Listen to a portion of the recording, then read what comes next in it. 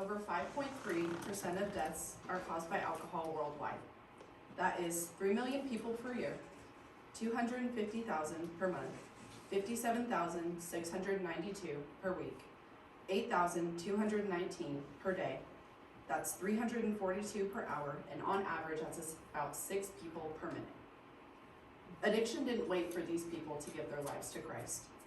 Addiction didn't warn these people about their choices and the consequences that would come. Addiction did what it does best, and it took a life. Good morning. My name is Jordyn, and today I'm here to help you understand somebody who has alcoholism. The first step in understanding alcoholism is understanding addiction and how it works. When you become addicted to a substance such as alcohol, it alters the way your brain works. The direct effect is on the cerebral cortex and the prefrontal cortex, which are involved with planning and carrying out activities. Anything you do that brings you enjoyment has the potential to become an addiction. When a person does something that brings them joy, it produces endorphins, serotonin, dopamine, and oxytocin naturally in the brain, which are all chemicals that can become highly addictive. In turn, when a person develops an addiction, their addiction is to the substance, but it's more so an addiction to those hormones that are released in their brain.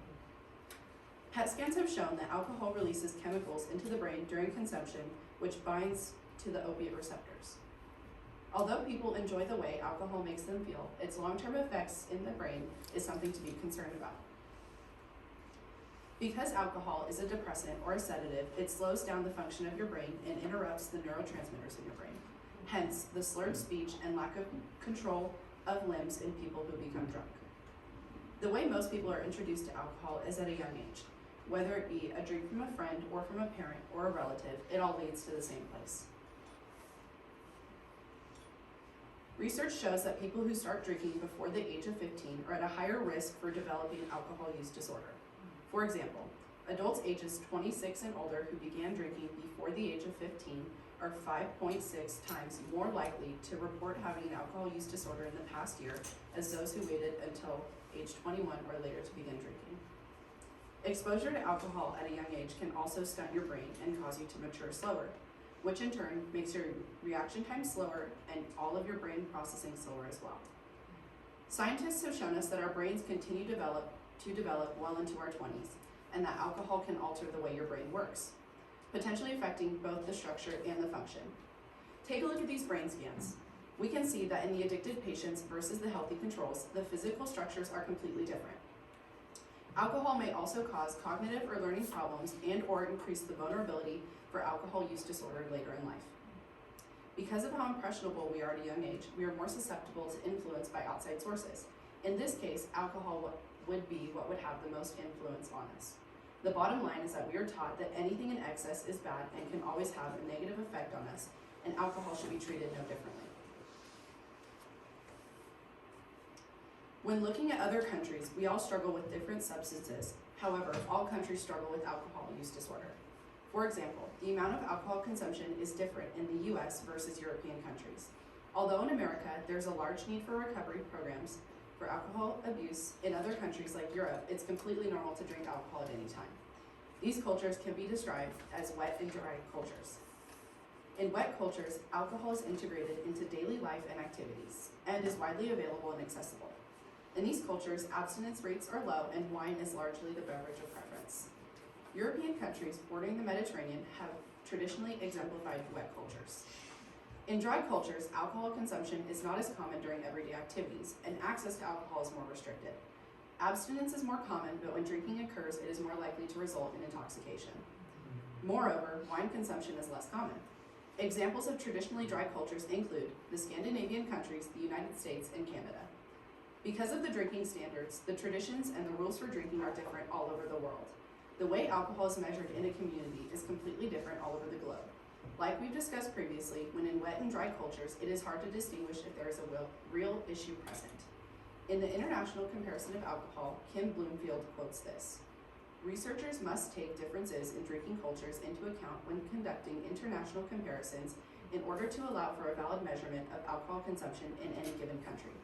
For example, in countries where drinking typically is frequent and regular, a simple questionnaire asking how often and how much people drink may correctly measure most of the consumption. In countries where infrequent, heavy episodic drinking occurs, however, questions regarding occasions where higher quantities of alcohol are consumed are indispensable, end quote. This profound statement makes so much sense. Unfortunately, we can't hold everyone to the same standard because all over the globe the measuring stick is different. However, this is not the case for America because the laws are relatively the same anywhere a person goes in the US. Professor Ed Ogden, an alcohol addiction specialist, quotes this: "One of the things about working in a drug and alcoholic clinic is you do see the worst effects of alcohol consumption. Of all the drugs available, this is the one that causes the most problems. Alcohol fatalities are the highest out of any other drug out there, and one of the most popular solutions is AA. Now, AA works for most people, but there are several flaws in the system. Sometimes complete abstinence is not the solution. Let me explain. The Special Times edition of the Science of Addiction breaks down the brain's and chemical or scientific component of addiction and how it affects people. They show us how we should be towards people who struggle. When going beyond the 12 steps of AA, it is never thought that a person does not have to be on the wagon or off the wagon when it comes to drinking alcohol. Some people are able to recover and continue to drink in moderation, or they were drug addicts that still need medication to control other mental disorders like anxiety or depression. More often than not, 1 in 3 people who suffer with alcoholism also suffer with another mental disorder.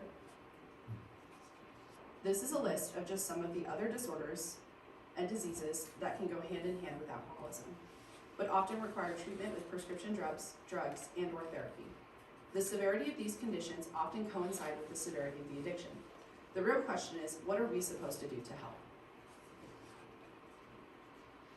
Most people would argue that because Jesus drank wine in the Bible, it's okay for us to drink wine. However, while that may be true, Jesus gives the people some insight on how he feels about alcoholism. Jesus was critical of drunkenness. Luke 21:34 says, "Be careful, or your hearts will be weighed down with the drunkenness and the anxieties of life, and the day will close on you suddenly like a trap."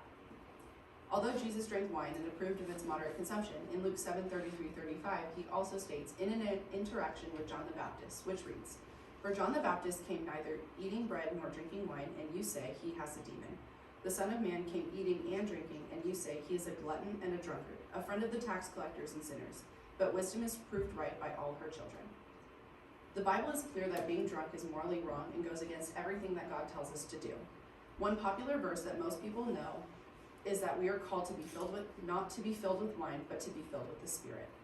So how are we as Christians called to approach and support these people who have an addiction? As Christians, we are called to love God and love people. In this case, a person must separate the person from their sins, loving them despite what they are doing. Even Jesus ate with the drunkards. According to Matthew 11:19, the Son of Man came eating and drinking,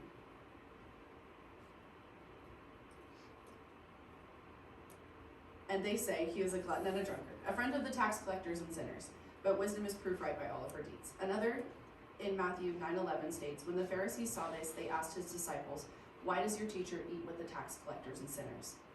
We are called to be stewards of God's love, which means we must give it out freely as he did for us. This is called unconditional love. Jesus did not come to die for sinners once we had cleaned up our lives. No, he did it for us while we were yet sinning. This reminds me of something that my mother used to tell me as a kid. She would say, "Jordyn, we hate the sin, not the sinner." God is calling each of us to stride and step in his love in our daily lives. This is hard to do as a friend, and it is especially hard to do as a family member watching another fall. This is Werner. He was an alcoholic and a smoker. His son John watched him for all of his life struggle with being an alcoholic. This caused a major rift in the family, and John's parents ended up divorcing. When his father remarried, he married another alcoholic and ended up in an enabling relationship where they, quote, couldn't even make it through the day without alcohol, end quote. John described his childhood as being mostly good, and his father was still a decent man, and even a decent father. John explained to me that because of seeing all of what was going on with his father, he ended up being put off by alcohol. But his sister had followed in his father's footsteps and ended up being addicted to cigarettes and later prescription drugs. John's father, Werner McNeely, died at 71 because of alcohol. This is Brad. He was an alcoholic and a drug addict. His daughter watched him for the majority of his life struggle with alcohol. She described him as being heavily addicted to alcohol, so much so that he needed at least a six-pack to function and ward off the shakes. And because of this, he would consistently drive drunk, and her mother, who didn't have a license, couldn't drive. Brad would have fits of anger when he was drunk. He would never lash out at his daughter, but he would consistently fight with his mom. She recalls the night where he became so angry that he had punched a hole in the wall. Eventually, her mom left and she had to stay with her dad. Her dad ended up giving her over to her grandparents because he knew he could no longer take care of her. At 7 years old, her father would consistently make promises about seeing her and doing things with her, but he would never deliver. Not being able to understand why her father couldn't keep his promises or why her grandparents didn't want him near their home, this devastated her. Because of all the trauma she had suffered, she now struggles today with abandonment issues and has a constant fear of people leaving her life. In her past, she experimented with alcohol, but thankfully never struggled with addiction. Brad Sleece and his daughter, Brandy Pond, were able to repair their relationship before he passed away. Brandy today has secured herself in her faith and really has understood the fact that she has a heavenly Father who will love her forever and never leave her. This is Jason, my dad. He's a drug addict and an alcoholic. He started drinking from a very young age and was introduced to alcohol by his mother around the age of 12. He suffered from bipolar disorder. He was abusive and had major fits of anger. I can recall a time after my parents' divorce that he became filled with rage on a visitation day. While we were driving, he pulled over to the side of the road, ripped Joe, my little brother, out of the car. He held a gun to his head and said if we didn't shut up, he would kill him. He would lash out at my mother and had put her in the hospital more times than we could count. I can confidently say that my family and I would not be alive today if he were still here. In his drunken and high episodes, he would become a person none of us could recognize. Addiction had a tight grip on his life, and it still does to this day. Thankfully, I do believe in a God of miracles, and I do think that he can move mountains and change wicked hearts. There is still hope for people like my father. As for the children of these addicts, we are fighting for our lives. Every day, we are beating the odds. The odds of developing a perpetual habit that could spiral into an addiction. The odds of falling into a trap of spreading hate and fueling the fire of becoming a statistic. Because the substance abuse problem is big, there is a number of resources to fund and help these people, like a Feather River Men's Center, Joshua's House, and Lydia's House. These are all places that have been made available to people who still struggle with substance abuse. There are also many hotlines and phone numbers that you can reach out to. Ultimately, these programs are here to show alcoholics that the only way out of this is through God. Now, going back to the beginning of my presentation, you may think that the statistic that I spewed at you was just me listing off a set of numbers. But what if I were to tell you that over the span of me giving you this presentation, 102 lives have been lost at the hands of alcohol? Now you may say, Jordyn, come on, you're exaggerating. 3 million being lost out of everyone in the whole world, that's not a lot of people. Imagine everyone in the school. These people are someone's child, someone's parent, someone's loved one, people who we truly care about. These are your friends, your family, your teammates, your teachers, the staff. What if I were to tell you that 102 lives are comparative to the entirety of Faith Christian?